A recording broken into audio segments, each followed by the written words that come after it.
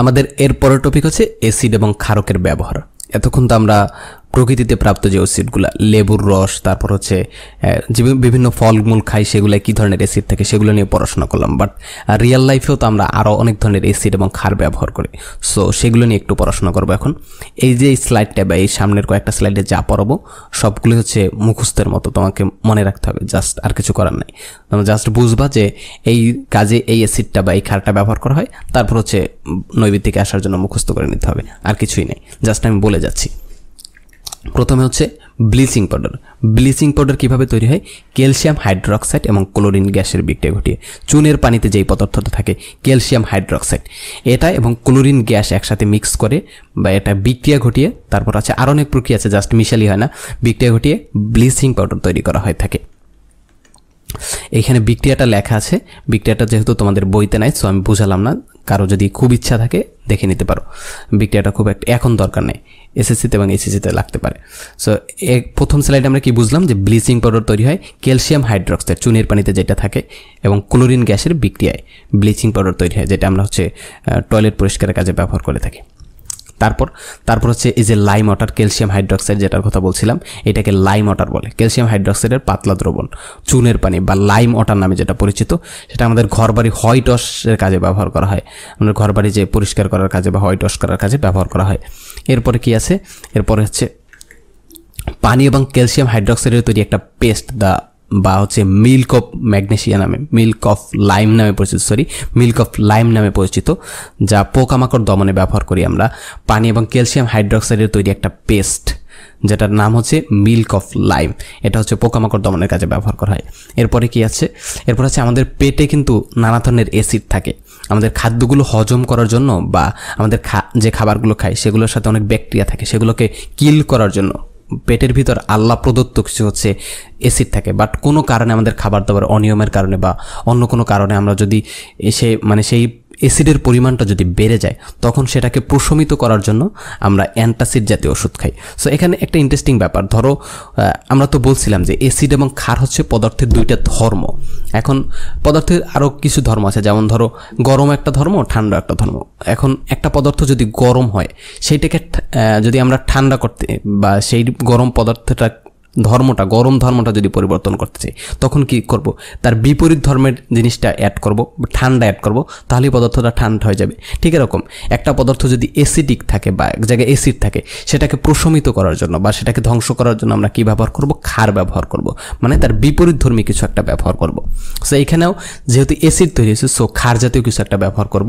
সেটা হচ্ছে আমরা অ্যান্টাসিড জাতীয় যে ওষুধগুলো খাই, সিরাপ আকারেও খেতে পারি, তারপর হচ্ছে এই যে ট্যাবলেট আকারেও খেতে পারি। আমাদের পাকস্থলীতে অ্যাসিডিটি হলে আমরা অ্যান্টাসিড জাতীয় যে ওষুধগুলো খাই, এগুলো হচ্ছে ম্যাগনেসিয়াম হাইড্রোক্সাইড, সাসপেনশন এবং ট্যাবলেট দুইভাবে পাওয়া যায়। ম্যাগনেসিয়াম হাইড্রোক্সাইড এটা কিন্তু একটা ক্ষারক, OS-, একটু আগে যে ক্ষারকের সংজ্ঞা বলছিলাম সেখানে কিন্তু লেখা আছে। সো ম্যাগনেসিয়াম হাইড্রোক্সাইড থাকে, আবার কোনটায় হচ্ছে অ্যালুমিনিয়াম হাইড্রোক্সাইডে থাকে।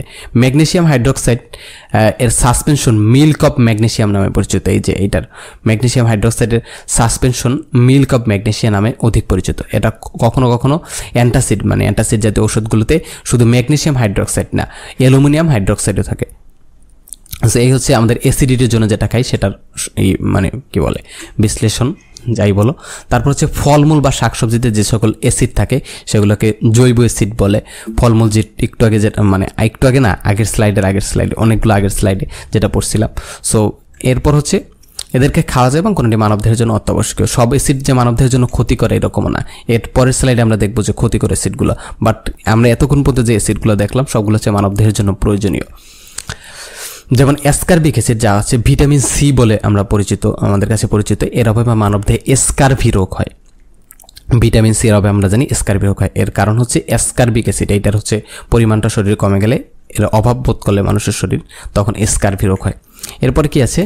এরপর হচ্ছে hydrochloric acid, sulphuric acid, phosphoric acid, nitric acid, perchloric acid ইত্যাদি যে অ্যাসিডগুলো, এগুলো প্রকৃতিতে প্রাপ্ত নানা রকম খনিজ পদার্থ থেকে তৈরি করা হয়, তো এদেরকে খনিজ অ্যাসিড বলে।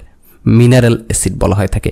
এই যে এতক্ষণ পর্যন্ত বা এতগুলো চ্যাপ্টারে আমি যেই এক্সপেরিমেন্টগুলোই দেখাইছিলাম বেশিরভাগই হচ্ছে জাস্ট লেবুর রস, ভিনেগার, তারপর চুনের পানি এইগুলো দিয়ে করা গেছে এবং তোমাদের বলছিলাম তোমরা হচ্ছে নিজেরা এই এক্সপেরিমেন্টগুলো করে দেখবা। বাট এইখানে যেই অ্যাসিডগুলো তোমরা দেখতে পাচ্ছ এগুলো হচ্ছে তোমরা চাইলেও সংগ্রহ করতে পারবে না। তোমাদের টাকা যদি থাকেও তোমরা টাকা দিয়েও এগুলো কিনতে পারবে না, কারণ তোমাদের কাছে এগুলো বিক্রি করবে না, এগুলো সবার কাছে বিক্রি করা নিষিদ্ধ। সো এগুলো চাইলেও তোমরা ধরে দেখতে পারবে না, এগুলো হচ্ছে ভয়ঙ্কর অ্যাসিড। এগুলো তো খাওয়া তো যায় না, জাস্ট হচ্ছে তোমার ত্বকে লাগলেও তোমার ত্বকের মারাত্মক রকম ক্ষতি হবে। সো এই স্লাইড থেকে আমরা কি বুঝতে পারি যে হাইড্রোক্লোরিক অ্যাসিড বা HCl, sulphuric acid, H2SO4, phosphoric acid, H3PO4, nitric acid, HNO3, perchloric acid, HClO ইত্যাদি প্রকৃতিতে প্রাপ্ত নানা ধরনের খনিজ পদার্থ থেকে তৈরি করা হয়। এদেরকে খনিজ অ্যাসিড বা মিনারেল অ্যাসিড বলা হয়ে থাকে। এগুলো খাওয়ার উপযোগী নেই, একটু আগে যেটা বলছি, বরং এরা মানবদের জন্য মারাত্মক ক্ষতিকর। খনিজ অ্যাসিড ত্বকে লাগলে ত্বকের মারাত্মক ক্ষতি হয়। এরপরে কি আছে, আমরা টয়লেট পরিষ্কার কাজে যে সমস্ত পরিষ্কারক ব্যবহার করে থাকি তার ভিতর অ্যাসিড থাকে, সেটা ফিনাইল হোক বা হচ্ছে হারপিক হোক, এগুলো সবগুলোর ভিতরে হচ্ছে অ্যাসিড থাকে। সেগুলো আমাদের ঘরবাড়ি পরিষ্কার করার কাজে বা টয়লেট পরিষ্কার করার কাজে ব্যবহার করা হয়। এরপরে কি আছে, এরপর হচ্ছে সোনার গহনা তৈরি করার সময় স্বর্ণকাররা নাইট্রিক অ্যাসিড ব্যবহার করেন।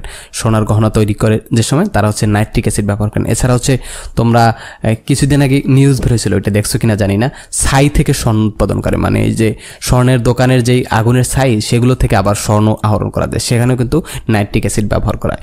মোট কথা জুয়েলারিতে বা স্বর্ণের রিলেটেড যে জিনিসপত্র যেখানে আছে সেখানে নাইট্রিক অ্যাসিড ব্যবহার করা হয়। এরপর হচ্ছে আমাদের যে প্রচলিত ব্যাটারিগুলো, আইপিএসের ব্যাটারি হোক, গাড়ির ব্যাটারি হোক, তারপর সৌরবিদ্যুতের ব্যাটারি হোক, সেই ব্যাটারিগুলোতে সালফিউরিক অ্যাসিড ব্যবহার করা হয়। ব্যাটারির যে পানি বলে, এই যে এগুলোর ভিতরে কিন্তু পানি থাকে, এই সব জায়গায় এই যে ভিতরে যে অংশগুলো এখানে সালফিউরিক অ্যাসিড ব্যবহার করা হয়ে থাকে। তারপর হচ্ছে বাসাবাড়িতে সাপের উপদ্রব কমানোর জন্য আমরা যে রাসায়নিক পদার্থটা ব্যবহার করি সেটা হচ্ছে কার্বলিক অ্যাসিড। এটাও কিন্তু এক ধরনের অ্যাসিড, কার্বলিক অ্যাসিড বলা হয়ে থাকে। এই যে কার্বলিক অ্যাসিড ব্যবহার করি আমরা। এরপরে কি আছে, খাদ্যদ্রব্য হজম করার জন্য পাকস্থলীতে অ্যাসিড অত্যাবশ্যকীয়, এটি হলো হাইড্রোক্লোরিক অ্যাসিড। আগের স্লাইডে বলছিলাম যে আমাদের পেটের ভিতর খাদ্য হজম করার জন্য অ্যাসিড থাকে, সেটা কি হাইড্রোক্লোরিক অ্যাসিড। আমরা মানে কি বলে আল্লাহ প্রদত্তভাবে এই যে অ্যাসিডটা দেওয়া আছে আমাদের পেটের ভিতর। এবং ইন্টারেস্টিং ব্যাপার হচ্ছে এই তোমার পেটে যেই পরিমাণ অ্যাসিড থাকে সেটা দিয়ে একটা ব্লেডকে ও 7 দিনের ভিতর গলিয়ে ফেলতে পারে, এতটা ভয়ঙ্কর পরিমাণ অ্যাসিড থাকে। এখন তোমাদের মনে কোশ্চেন জাগতে পারে যে এই যে পাশের এই যে এই চামড়াগুলো, মানে এইখানে তো ধরি অ্যাসিড আছে, এইখানে অ্যাসিড আছে, সো এইগুলো কেন হচ্ছে ধ্বংস হয়ে যায় না? এটা তোমরা একটু চিন্তা করো তো, আমি বলবো না, তোমরা চিন্তা করে বের করো কেন এগুলো ধ্বংস হয়ে যায় না। যাই হোক, তারপর কি লেখা আছে দেখি, তারপর কিছু না, এখানে একটা লাইন মেবি ছিল। সো আমাদের খাদ্যদ্রব্য হজম করার জন্য পাকস্থলীতে একটা অত্যাবশ্যক অ্যাসিড থাকে, সেটা হচ্ছে হাইড্রোক্লোরিক অ্যাসিড। তারপর হচ্ছে সার কারখানায় অতি প্রয়োজনীয় উপাদান হচ্ছে সালফিউরিক অ্যাসিড। এছাড়া আছে ডিটারজেন্ট শিল্প থেকে শুরু করে নানা রকম ঔষধপত্র, কীটনাশক, পেইন্ট, কাগজ, বিস্ফোরকের যন্ত্রটিতে প্রচুর পরিমাণে H2SO4 বা সালফিউরিক অ্যাসিড ব্যবহার করা হয়ে থাকে। সালফিউরিক অ্যাসিড কিন্তু শিল্প কারখানায় অনেক ব্যবহার করা হয়ে থাকে।